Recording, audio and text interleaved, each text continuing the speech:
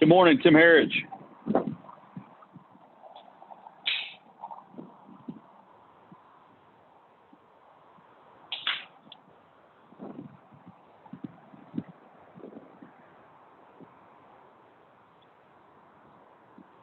All right, looks like I'm on.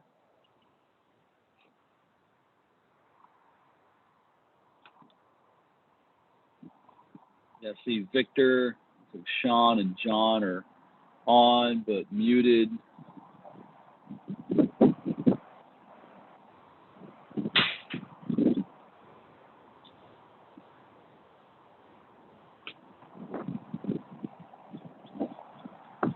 Waiting for everybody someone to say hello to me.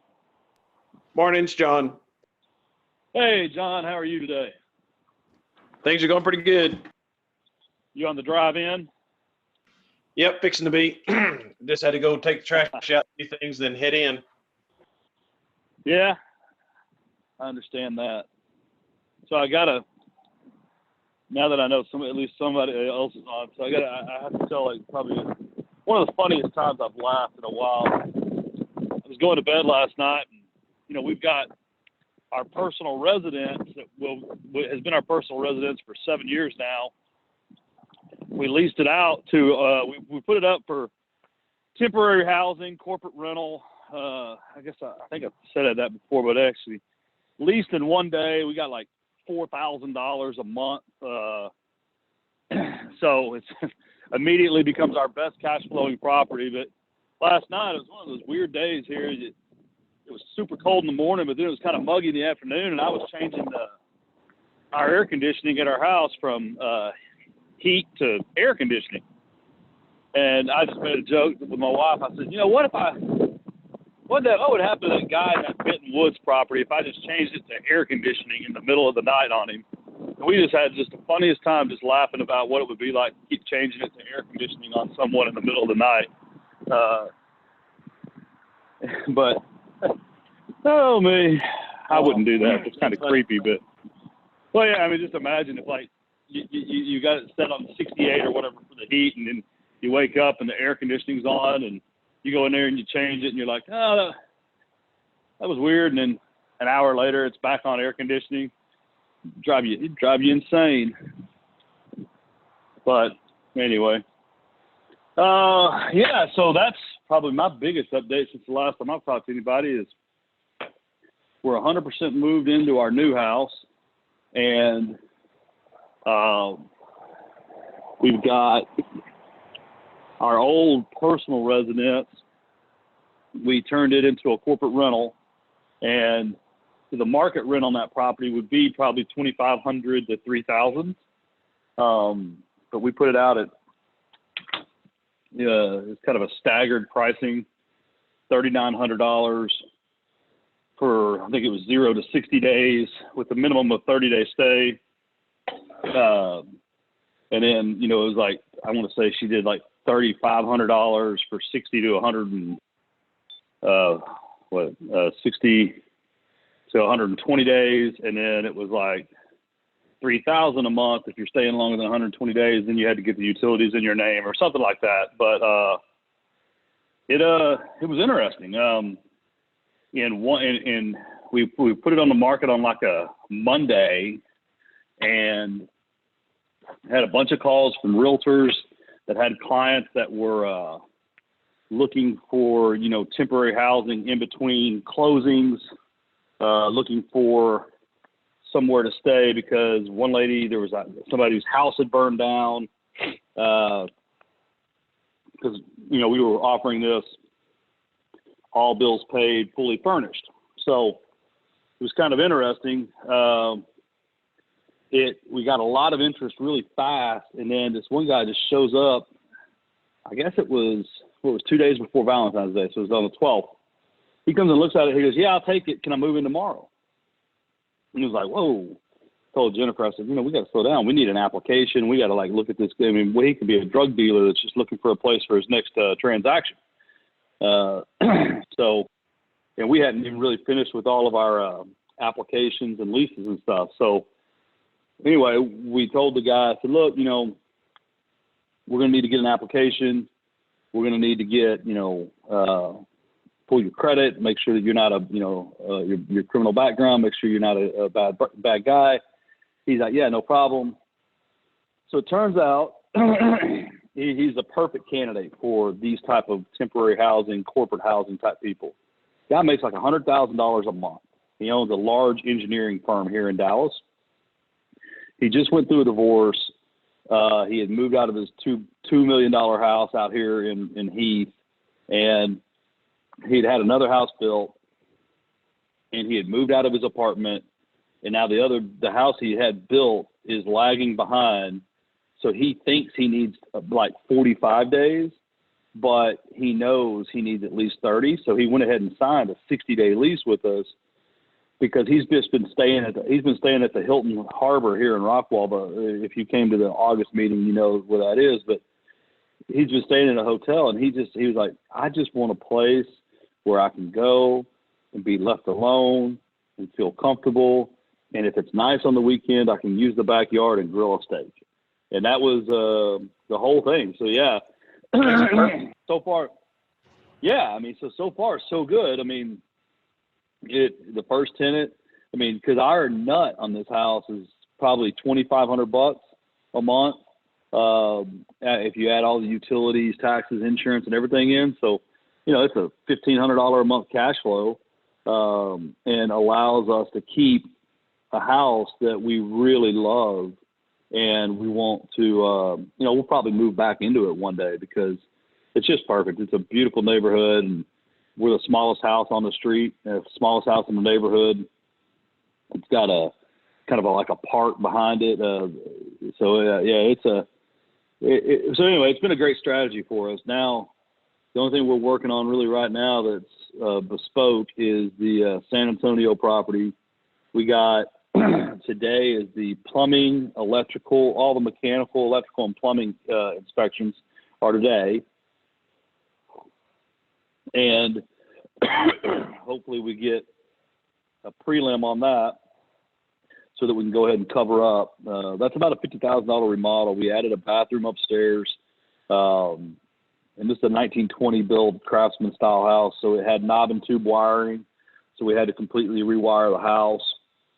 It had a boat art foundation underneath it. That's where it's like literally the house is still sitting on tree trunks. So we swapped all that out for actual concrete piers. And then we added a bathroom upstairs. And then once the inspector got involved, we went from a partial rewire to a complete rewire. And they actually made us put a larger water supply line on the house. The existing water supply line was 3/4 inch, but they made us upgrade that to a 1 inch since we had added a bathroom. So that project, hopefully we start drywall this week. Figured drywall and tile this week. Get all the paint done the week after that. Start really putting the house back together.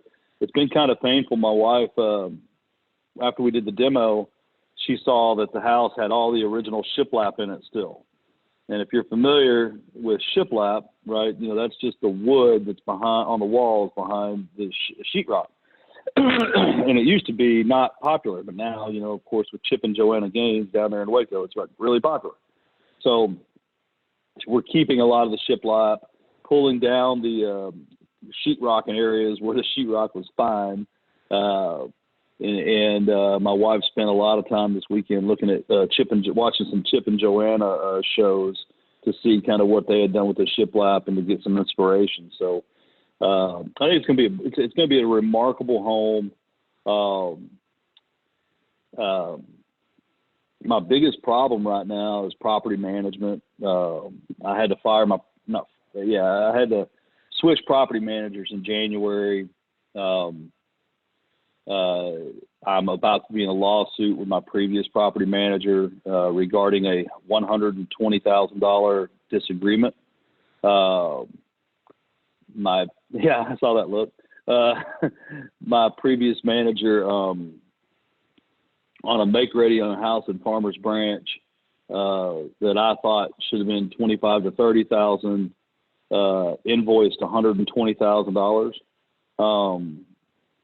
and literally sent me a letter saying that he was not willing to discuss the quality of the work or the amount of the work done. I needed to pay, or we could let a judge decide. So we're going to be letting the judge decide.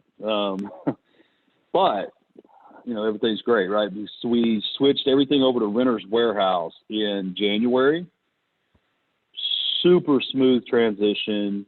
I love the professionalism in their reporting and their accounting. I mean, they are doing such a great job. I like their repair ticket issues. If you've ever switched property managers, you know what it's like to start dealing with these. As soon as they get a new manager or a new owner, everything's broken, right? So we're going through that right now. But it's letting us get inside the houses. Some of these houses I haven't seen in 6-7 years. Very happy with the process. I love the professionalism because, like, we had this one house on Cumberland and Mesquite that the lease expired in December, and the tenant was interested in renewing it. And so anyway, this lady at Renters Warehouse email says, just let you know, this lease expired in December. The lady would like to renew for at least 12 months, preferably 24 months. They currently pay X. We think the market rate is Y. We believe they would agree to an increase of Z. Right. So they gave me their professional opinion. They gave me something to think about. And so what Jennifer and I did is we said, okay, offer it, which then lets you kind of be strategic and thoughtful. We said, okay, we'll offer a 2-year extension with the increase. But if they don't want the increase, go ahead and give them another year at what they're paying, because what they are actually paying right now is where it should be. It's the market. And so anyway, they took the 2-year because it locked in their kind of, it was only like a $17 increase or something crazy like that. So they locked that in for the 2 years because they didn't want the rent to go up. But anyway, I've been really happy with Renters Warehouse. They're doing a great job. Now, again, we're only a month and a half into this, so they could be horrible. Jim, how much do they charge you percentage-wise? This is Victor, by the way. Good morning, guys. Hey, good morning, Victor. Good morning, Victor. So my previous manager was charging me 6%. I negotiated $89 per property per month with Renters Warehouse. So we only moved over 8 properties because we're selling a couple of the other ones we had because of this issue with Belsley. But we moved over 8 properties.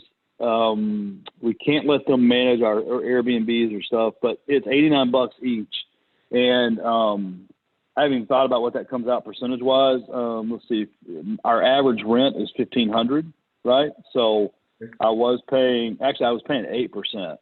So now I'm below 6%. So there's the long answer to your question. Okay, yeah, that's pretty good actually. Yeah, and I like the professional interaction so far. Now I know the CEO pretty well, and his brother John handles portfolio turnover. So I did probably get a little bit preferential treatment because of my background, but even the local folks, I've been really happy with the local folks. You're allowed to request them to do 2 inspections per year, and they will send you a full kind of inspection report.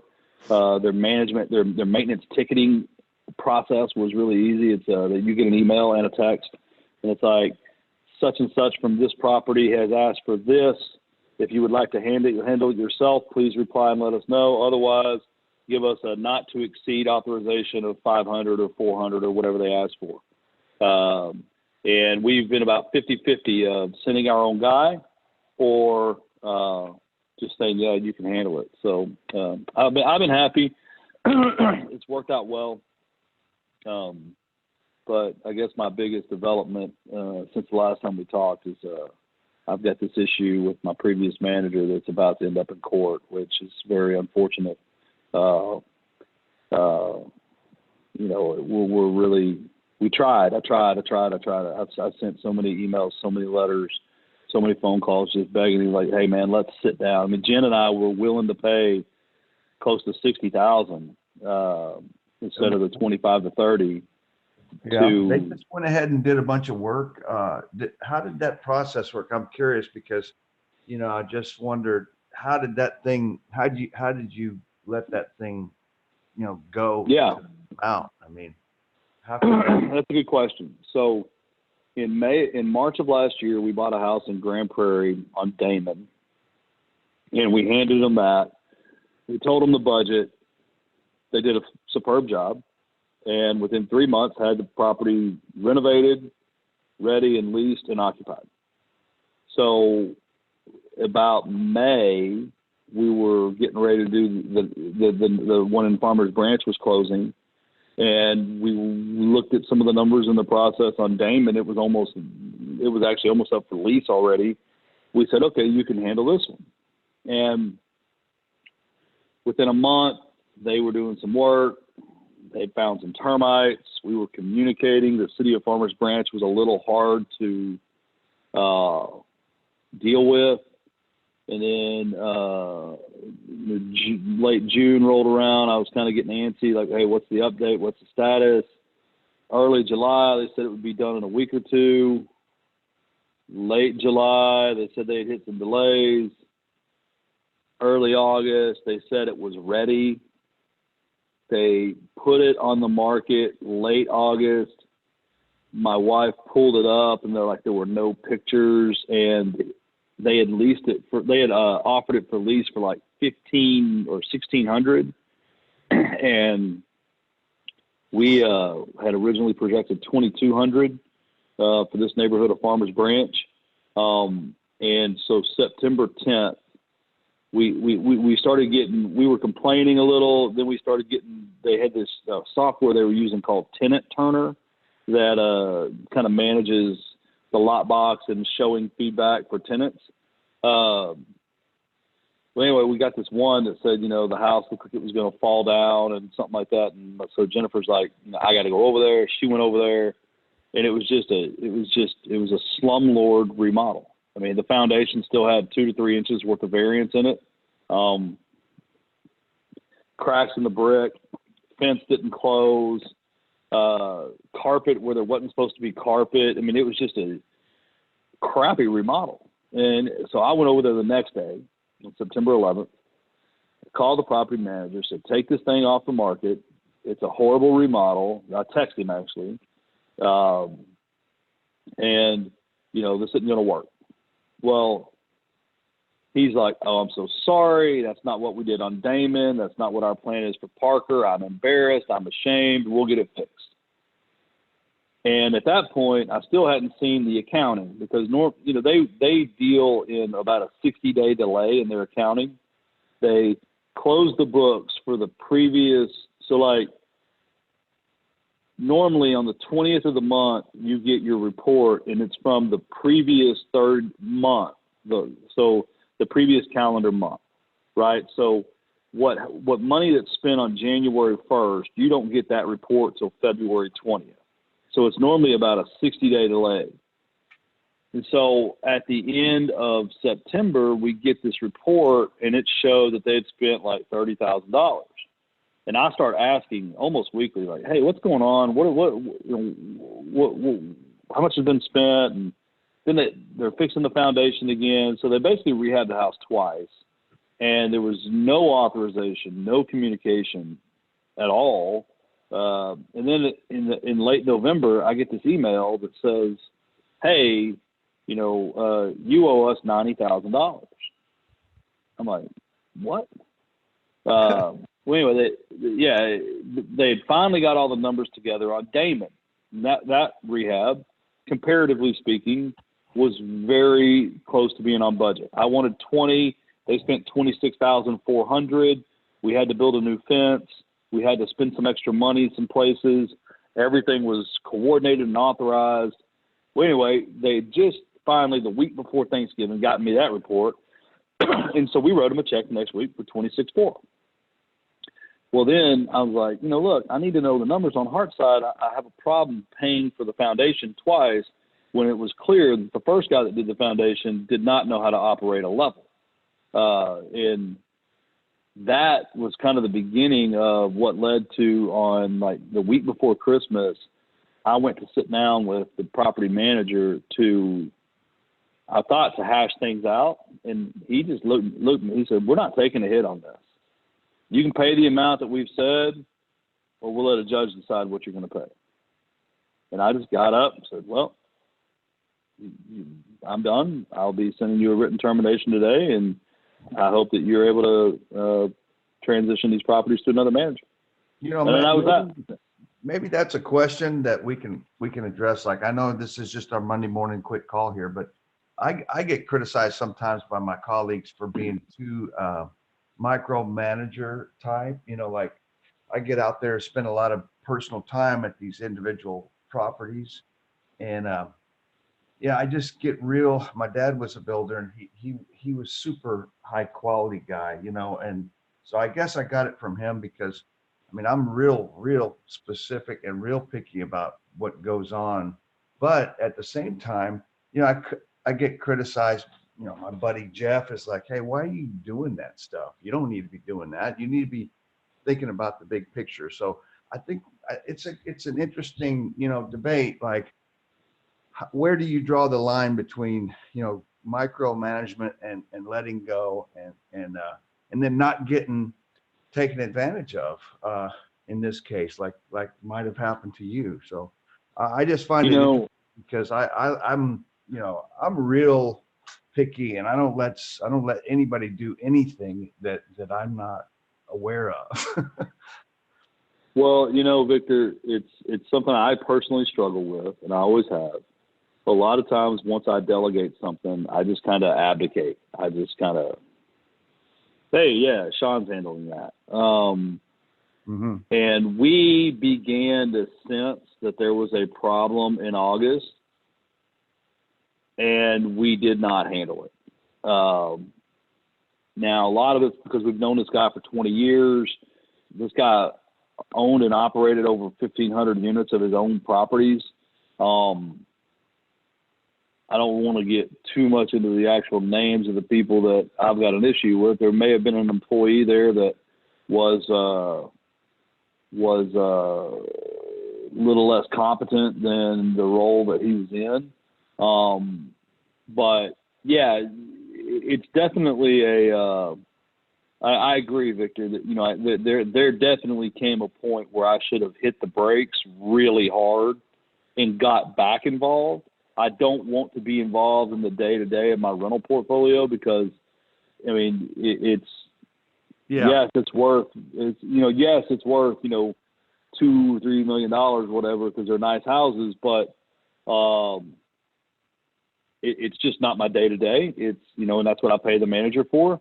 But there's got to be some more active checks and balances that will trigger me to take action or get involved. I think now I'll tell you, Renters Warehouse had a very, I think it was a 17-page property management agreement. It's a blanket agreement.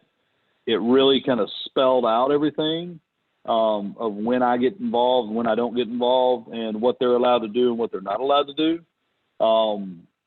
You know, this property manager was not allowed to spend more than $1,000 without my authorization. But legally, he has an argument that I gave him a waiver because there were other times that he spent $1,000 that I did not question. So that's the that's the rub, right? So, and now, of course, an attorney will tell you, my attorney say, no, it doesn't matter. That's fine when everything works out. But once there's a disagreement, it defaults back to the written agreement. And, you know, that's great for an attorney to say. Of course, he's going to say that because he wants to go to court. But at the end of the day, it's a judge's decision. You hope that they're reasonable. But yeah, I mean, I knew they were going to spend more than $1,000. But I mean, here's the bottom line. Here's my bottom line. They did a 1,1700 square foot house in Grand Prairie with a larger scope of work for $26,400. This house in Farmers Branch is 1,600 square foot. It's a 322 brick pier and beam house, and they spent $125,000. It wasn't a burnout. We didn't have to reframe it. I mean, it wasn't a major renovation. It was foundation, some framing work, new cabinets, paint the brick, new fence, new deck. I mean, like, I could, I guess, make it 50 if you really add everything up, but I mean, there's just no way they spent. I mean, I'm going to dominate this entire call, but that's the whole thing. It's like, oh, and then I ask for reports, and I get these, like, you know, he does a journal entry of his labor for $8,000 for a week. I'm like, well, what the hell were they working on for a week for $8,000? Yeah. Oh, termites. I'm like, okay, wait. So you're saying that they were working on termites in September when they were identified in July? Like, it's not my fault your guys didn't fix it right the first time. Then I found out that they had another house they were working on Hartside during the same time. So then I start thinking, wait, is someone trying to hide, cram expenses down Tim Heritage's throat? But no, I mean, it hurt us. I mean, too, that's just the reality is. So they were keeping all of our rent to pay for this phantom rehab. So, there was a period of 6 months where we didn't get any of our rent receipts. So that's almost $100,000.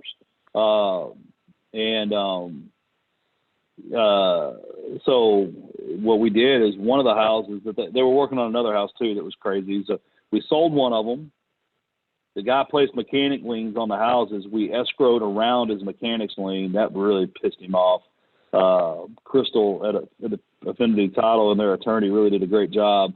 We did an escrow and indemnity agreement. That way we put the money 1.5 times the lien on that property. We put it up in escrow in an interest-bearing account until the matter is resolved, but it allowed us to still go ahead and close. So we escrowed around that one. And then we were going to keep this house in Rockwall that we're fixing up right now, but kind of just the cash flow of that business. I mean, there was a point where, God, when we had our mastermind, I was sitting on, I don't even know, close to $400,000 cash in that company. And, there's a point in December where we got down below 50, and it was like, what the hell? So we went ahead and sold a couple houses just to get that balance back up above 250 because that's just kind of where we want it to be. I'm hoping that everything kind of shakes out to where we keep the Rockwall house. I really don't want to. It's a 322, 1,400 square foot kind of ranch style house in Rockwall. You can't get those where I live. And heck, now we're doing so well in that temporary housing, corporate rental kind of, to the Tim Heritage and me wants to just like, okay, well, maybe we do another one of those because the lease on that house is only like $1,400 or so. But if I can get $2,500 and make it fully furnished, I'm game, So I don't know. We'll see. Like that, corporate deal seems like a lot of this corporate stuff might be really hot. Just sort of that temporary corporate. I think that's what you're talking about. But I used to do a little bit of that. And it seems like with all the influx of population coming into DFW that there's going to be some guys that just need things for 2 or 3 months or whatever that are corporate guys. Maybe they're setting up the new office. But there seems to be a lot of opportunity in that arena. So I'm looking forward to learning more about it because I don't know much about it at all. Yeah, I know there's a lady named Kim Smith that founded the Corporate Housing by Owner website and association. And my dad he's the president of a relocation company. So they deal a lot in that corporate housing. There's some really good resources out there. Kim wrote a book, something about, I can't remember, about corporate housing. There's some good resources and you can actually still put it in MLS. Yeah, everybody's all worried about the marketing, but literally you can put it in MLS as a fully furnished, all bills paid. And there are realtors constantly looking for those that will find you And like the commission is really low since it's such a short term. You only pay them like $100 a month or something. You don't pay them half of the rent or whatever. Mm-hmm. So because typically it's a client that they're about to close, you know, on 1 or 2 houses with, right? They're helping them sell their house and buy a new one, or they're just helping them buy the new one. So typically the agent's making their money somewhere else. So this guy actually found us on Zillow. He was searching Zillow, and that's where he found us. So it was interesting. Well, I've taken the first 30 minutes. So, Victor, you're the only one unmuted. Why don't you tell everybody what you're working on? Well, I was trying to figure something out. I have acquired a property, and seems to me like I need to go ahead and jump in and make it a rental, because it's right. It's right by University of Texas, Arlington, there in Arlington, not far from the stadium. It's about 1.5 miles from Cowboy Stadium. And there's some really old little houses in there, but the city is rehabbing, and they've had some big apartment development around there that is kind of geared toward the students. So this one was a pretty good deal. It was sort of an, you know, probate type situation, and we were able to contact some people out of state, and we actually had some squatters. I don't know if you guys have had squatters before, but man, that's an interesting deal. I had 4 cop cars last week over there, and I just, you know, I let them know there were squatters in there, and they were all over it. Arlington police are great, but so they came over and had a visit with these guys, and they gave them a chance to get out. They gave them, you know, I guess 48 hours or something, and told me that they should be out in 48 hours. So, you know, the house is in pretty bad shape. There's some foundation. There may be a roof. It's a very small house. It's only a 2-1. But I'm thinking that's perfect for a rental for a couple students, and that might represent a long-term, a good long-term opportunity for me to have renters in up and down economic times, because it seems like these students always have student loan money that they can use for their rent. So anyway, I sort of want to get some feedback from you guys and see what you think.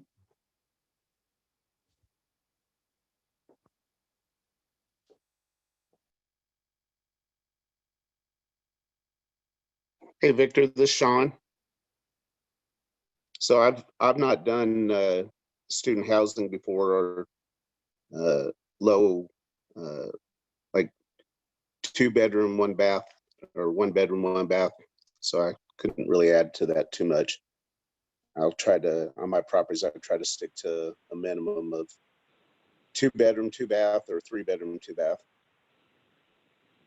Tim? What I mean, I guess my question is, in order to really think about it, is what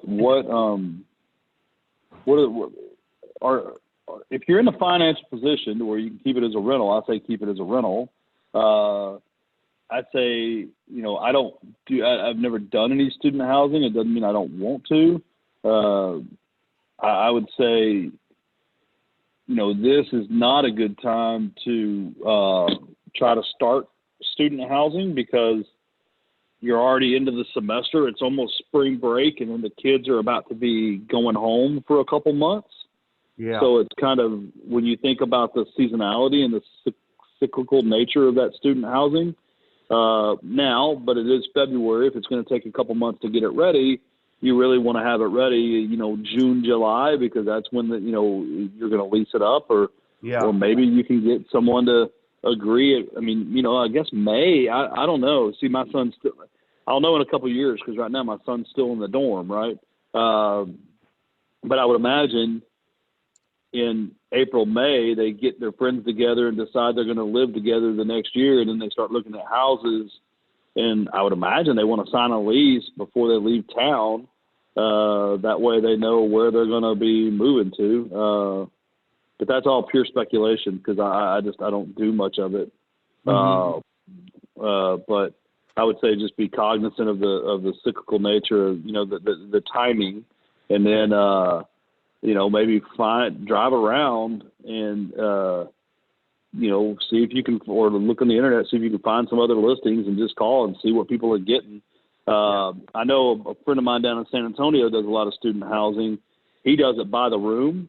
And he said that typically there'll be 3 or 4 people that all kind of come to him, and they're all friends, right? It's not leasing one room, one person. It's like 3 or 4 people come and they all lease per room because they're friends and want to live together.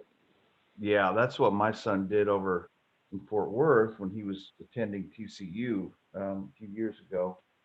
But I'm not sure about it, because I know nowadays it seems like these big block, I think they're horrible. These large apartment complexes that have no balconies, they look like Moscow, Russia. I mean, they're just these big giant square buildings with hallways inside. But on the flip side, they are secure. Like if I think, it's not to be sexist, but if I had girls, I have boys, but if I had girls going to college, I think I'd want security to be pretty much my number one concern. And so this house would definitely not fit that category. So forget about your female renters. This would have to be a couple of guys, because, it's kind of vulnerable. It's right on the edge of some other areas. And I think I might just go ahead and let her go, just sell it. So I may, or if I don't sell it by Thursday, I'll let you guys take a look at it. Yeah. Yeah, for sure. Student housing is like a constant divorce. And one thing you don't want to do is have any lease that ends anytime other than August, because you're going to have vacant summers all the time. And every time they don't get along with their roommates or somebody moves out, they don't want to pay the other person's rent. So you've got a controversy. Yeah. Okay. Well, I think I'm going to mull it over for a day or two while they're doing some stuff to the house. And I might just, wholesale it, right? That term that I used, that I learned from you guys last time. I might wholesale it, just clean her up a little bit and do some things to get the bathroom working, and go ahead and let it go. But yeah, I appreciate the feedback. Yeah, on the hotel, my advice is just always make sure that it meets the criteria for a conventional loan, right? Okay. So you got to have flooring. It doesn't have to be great flooring. You can't have holes in the wall, and everything needs to function. So we just closed. We closed one. Friday was a crazy day for me. We had 3 closings, but we closed one in Dallas that when I bought it in December, I tried to assign it, and I could only make like 10 grand on the assignment. So we went ahead and wholesaled it.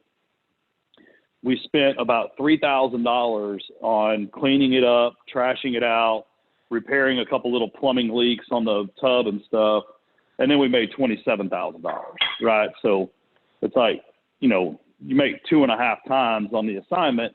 I probably could have fixed it up all the way and made 35 or 40, but it was just one of those houses that was borderline on everything. Like, do you repaint the outside or leave it? Do you rip out the cabinets or leave them? I'd say that's kind of the decision-making process for me, is when literally it feels like everything is borderline, that's a great wholesale candidate. When you're looking at the house and you're like, oh no, those cabinets got to go. Oh no, all that siding's got to go. That's not a good wholesale house, because the only market that's going to look at them is an investor, right? If it's trashed, if everything's got to go. Where what I find is you're looking for that homeowner that's kind of looking for a deal, but they can live in it, with their wife and kids as they fix it, right? So you got to find that line of demarcation to where kind of those two ideologies divide. Okay. Yeah, those are good points. Now, I wondered, I had one that we tried to go FHA and they're real picky on the roofs, you know. So we had to put a new roof on that one, but I wonder where they draw the line. Are they just, they're super picky with FHA loans. And so I guess that's why you're saying just go conventional, huh? Well, yeah, and also conventional because you can close faster, right? You don't have to wait for seasoning. So like literally you figure I funded my purchase on this house in Dallas on like December 15th. And Friday was whatever, February 22nd or whatever it was. So it's less than 3 months. And I was able to get in and out and done closing to closing in what, 2.5 months? Not even 2.5, barely 2 months. And you can't do that on FHA loan because they have the 90-day flip rule. Right.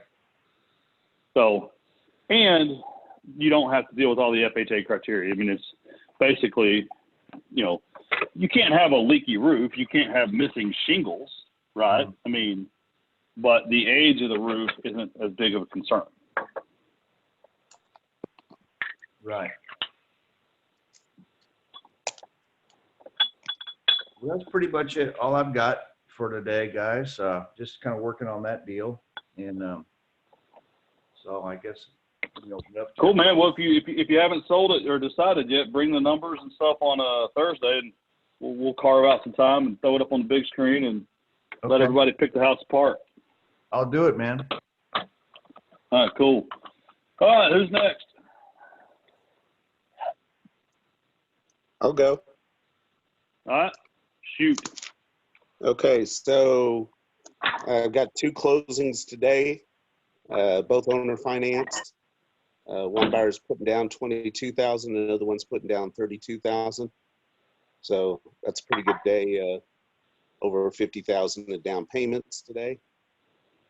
I've got a owner finance property in Forney that I've had for sale for a couple months, and it's just not moving. So been super aggressive on the marketing, but I probably just need to go out there and take a look at it and see what's going on or reevaluate my numbers. I found usually there's only 2 reasons a property doesn't move. It's either price or condition. And so, but I'm not getting a lot of feedback on the pricing on it. I've got another property last week that just closed with $20,000 down. I'm working on a rental property, or rental portfolio that I think I talked about last week that I'm working towards refinancing. A large portfolio. I'm pulling cash out of my rental properties. I have an interesting one where a wholesaler brought me a deal at the last minute before foreclosure. So it was on a Sunday night. He called me and said, hey, this property's going to foreclosure on Tuesday. On Monday, signed the contract to take over payments and reinstate the loan, and did that with a little bit of gambling because I didn't know what the title work, there was no title work done on the property, but it was a $200,000 house that I was purchasing for $101,000, taking over payments plus back payments. And so that was an interesting one, but talked to the lady and she wanted to really stay in the property. And so I agreed to lease it back to her. Now that her loan is in default, or the loan that was in default has been cured, she changed her mind and says she didn't sell the house. The reinstatement was just a loan. It wasn't a purchase. So we're having to go to, I'll be filing eviction today and seeing what happens on that property. So that'll be an interesting one. Got a property that I purchased in Little Elm that I'm working on rehab right now, and I'm working towards the refinance. So on the refinance, should have that all done. Should be able to pull some money out of the refinance, probably about 30,000 profit, and should cash flow on that that rental property up in Little Elm, probably about 500 a month cash flow. And then the last thing I worked on this week is helped a wannabe real estate investor. He's learning how to do single family homes, but he had a bunch of money in an IRA. So he needed some help moving that. So we put that on one of my properties to the tune of about $50,000 and giving him a 7% return on that money. So that's about it. What I'm looking for is always raising capital. Daniel and I are doing some apartments, so we're hot and heavy looking for apartments right now. So I'm always meeting with investors just about every week, just talking about what they're doing with their money. And so if anybody has any friends or family that has 401k or IRA money that's wants to invest in multifamily, I think I would be a really good resource to put them in some of these deals, because I'm putting my own money in as well. So it'll be any deal that I do has to be a phenomenal return. So that's pretty much what I'm looking for right now is just capital, and always buying. That's about it. How do you paper? How did you paper up the deal where the lady's now trying to say it's a loan? How did you paper that up? Yeah, so I papered it up. I did a warranty deed, and from her to a trust, and have she signed a bunch of disclosures that were prepared by Scott Horn, showing that this was a sale. She's not under undue influence. She understands the terms, and that I was taking over the payment, that it was a sale, but she just ignored all that paperwork after the fact. And Go ahead. I mean, can bankruptcy? I don't know. Just with the society and the way the judges and courts are nowadays, I just worry that could she actually show up and say, "Oh no, it was a loan," and like some judge be like, "Oh yeah, you could have been confused." Yeah, yep, that's the risk I'm taking. I mean, there's $100,000 worth of equity there.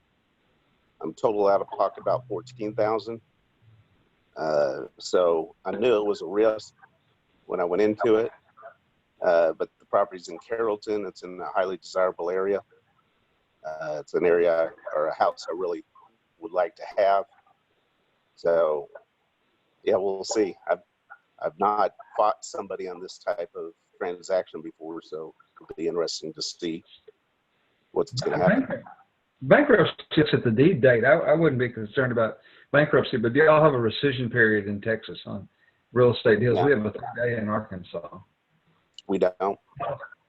Title companies in Arkansas won't close on a deal until it's sat for 3 days. 3 days of after the contract, or 3 days after what? Yeah, it's 3 days from contract. And I haven't looked at that law in 20 years. It may have to do with mortgages. I don't recall if it has to do with the title or the lending. Yeah.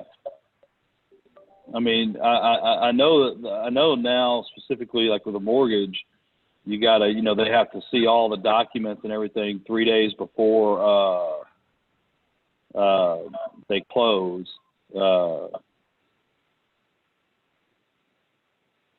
But yeah, that's interesting. Well, So Sean, I know you've done this before, so. Well, you got to be really careful in Texas not to loan money on a homestead because of the homestead laws. So if you come in as a private investor in somebody's house and you loan money, then you put yourself at risk for doing that. That's why if somebody's behind on payments and they want to stay in the property, you just can't. You have to close as a buyer, and you can't sell them the property back, at least not in writing. So you can, down the road, you could have a verbal agreement, but you can't do anything in writing to let them buy the house back. Otherwise, it would be considered a loan or could be considered a loan. So Right. in that particular case, I didn't give her any option to buy the house back. I was just going to let her lease it. And I was just looking for a return on my investment, raise the rent just a little bit. Her brother was moving in with her, so I felt like she could afford the payments. But yeah, so she just feels like this is her house still, and until reality comes in, and I think she's going to file bankruptcy. I think that's probably her only option, depending on what the judge says at the eviction court.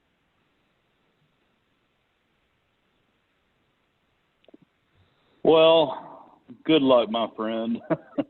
Hey, so I got. I think I'd rather be. Sale. Do what? I have this property for sale. If anybody's interested, 100,000 equity. I'll take 50. It comes with a problem tenant. Oh, me. Yeah, let me jump right on that. And a quick claim deed. Quick claim deed. Now those, Hey, Victor, that don't. I think this is a good deal for you, Victor. We'll do it in trade. Yeah. Hey, don't take advantage of the rookie, man. Come on now. Hey, Russ, I was talking with Matt Acock last week. He cannot make it this week, but he's going to join us on a call next week to talk about series LLCs and stuff. Cool. What are you up to today, Russ? Well, I've been working on opportunity zone properties, put together a statewide database of all of them, and kind of bumping it up against vacancies and lots of other things to try to start moving more in that direction. I have been developing the data to start an AI project to try to predict what auction properties will go for, and had some breakthroughs on that. It's been quite a lot of fun. Buying and selling property is just crazy right now. I mean, everybody's wanting.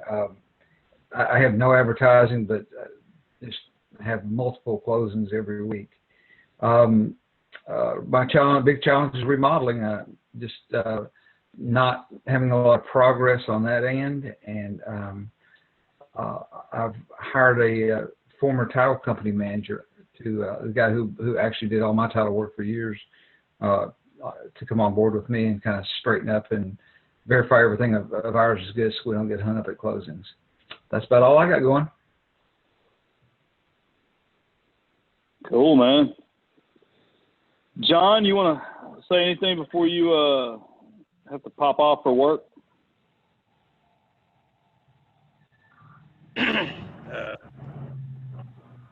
Hold on. Yeah. Still working on how to learn to do Zoom, but no, things are going pretty good. I'm wrapping up on the house I have in Ennis. Got a few basic things, got all the plumbing, sinks, dishwasher installed. Hope to have it listed on March 1st. And, staying steady with the full-time job and, lots to learn. Well, cool. I saw on Facebook that you were doing a lot of the work yourself on that flip on those stairs.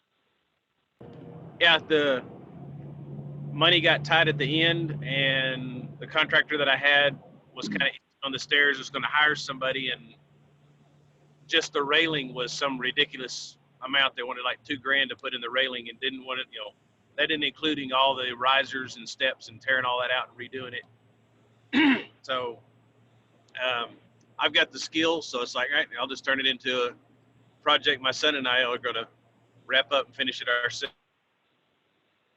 All the tile work, I put in the flooring, and working on the stairs, getting that all finished up. Cool. And I enjoy work. I find it relaxing after being stressed out at my work.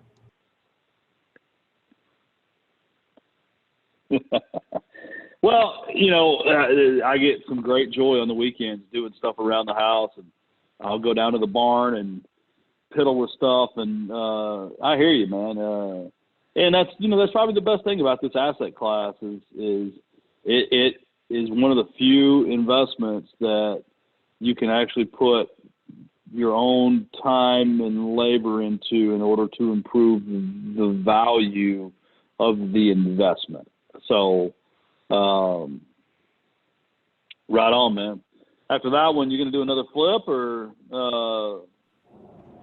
what you got planned after that one? Looking for another flip. Hopefully I can find something easier. All the ones looking for, you know, remodel bathrooms, remodel the kitchen, put in flooring and repaint. And I'm 4 for 4 where I end up having to do some gut job at some level. My Waxahachie house ended up being a total gut, total redo from a 1912 house, but it turned out really good. I only paid $60 for it, sold it for $180 or $175, something like that. I don't know. Kept negotiating in prices, just wanted a while to get it. But all new wiring, plumbing, the whole 9 yards. It was a brand new house basically when I got done. This one that I'm on now, I missed looking at the wiring, and then the last call I was on, a couple of guys mentioned bringing screwdrivers with me, take the electrical box cover off and look at a few things to negotiate a little bit better on pricing. So if I do have to do a rewire, I can at least get it more discounted. But I've got a good electrician came in and took care of me on a complete rewire on this house, and good plumber that helped fix all the plumbing. Right on. Right on. Well, cool, man. Looking forward to meeting you on Wednesday and Thursday. Definitely. Israel, what's up, buddy?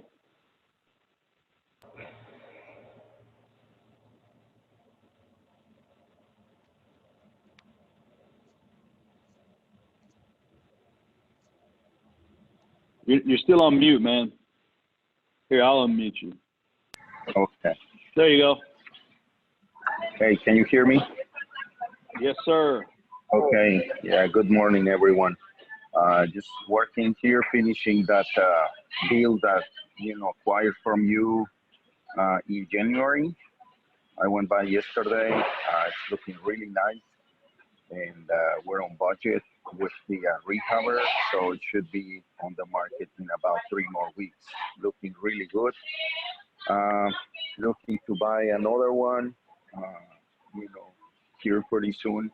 And also, I want to start my marketing campaign. I'm not doing any active marketing, but I got some ideas of what I want to do in terms of direct mail to generate some leads, and that's what I'm defining this week. What list I'm gonna be mailing out to, what are the better ways to make sure that my marketing money is being well invested. And that's what I am, in essence, just that. Any ideas on that? Israel, are you coming to the meeting this week? Yes, I am. On Thursday? Yes. Yes, I was just, definitely. Sure. I want to talk with you because I think there's some synergy there in what I'm doing. So anyway, I look forward to meeting you. Yeah. Who are you? I can see you on the screen. I'm Victor, and I do a lot of stuff in Tarrant County, and have a lot of Spanish speakers. So, and I market to them, and so I think there's a lot we could possibly do. But let's talk. Always looking for a good alliance, and synergies. So definitely, yeah. Let's catch up on Thursday. Sounds great. Excellent. Thank you, Victor. That's it for me, Tim. Yeah, and Israel. Yes. I think I've got a lot to say on marketing. So okay. I've done it right and I've done it wrong. I'm not sure there's many people that have spent as much of their own personal money on marketing to buy houses as I have in the last 18 years.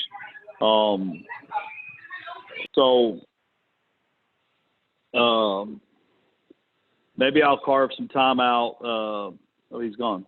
That's what I get for talking to him. I ran him off. Well,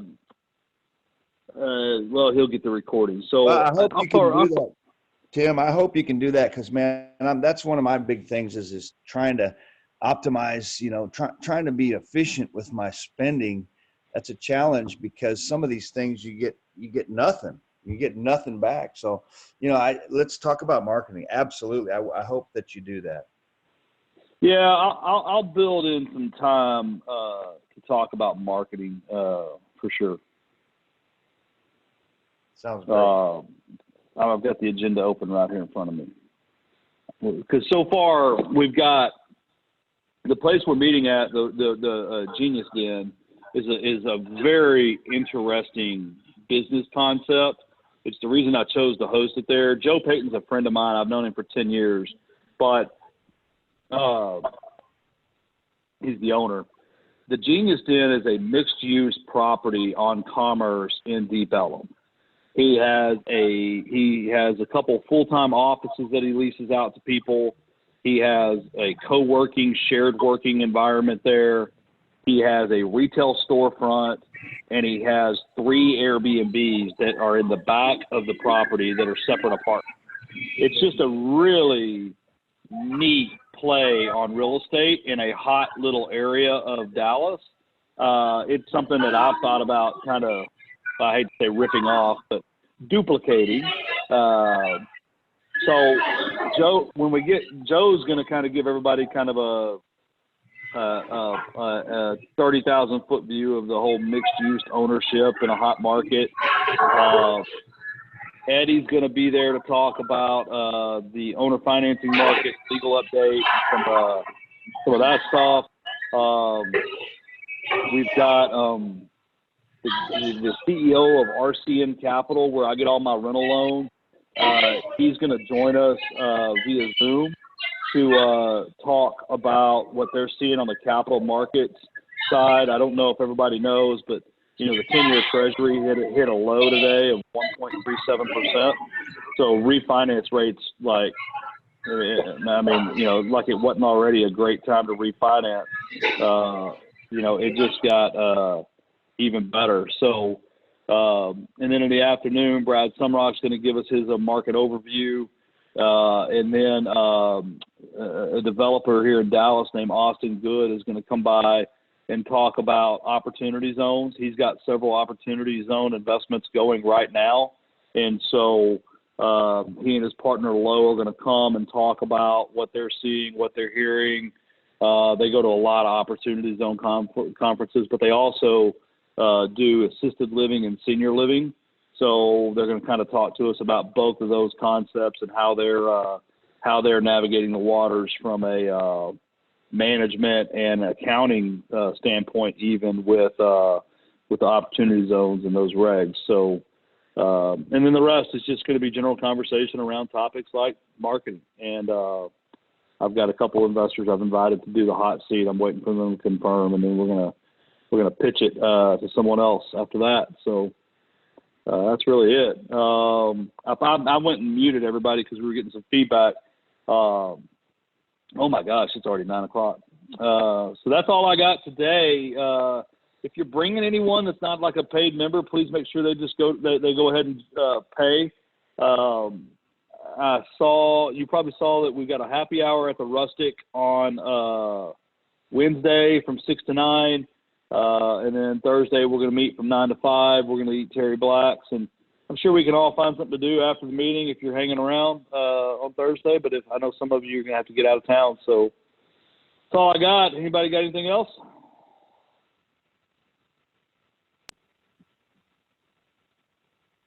All right, I'm going to unmute everybody. All right, you're all unmuted. I hope you have a great day.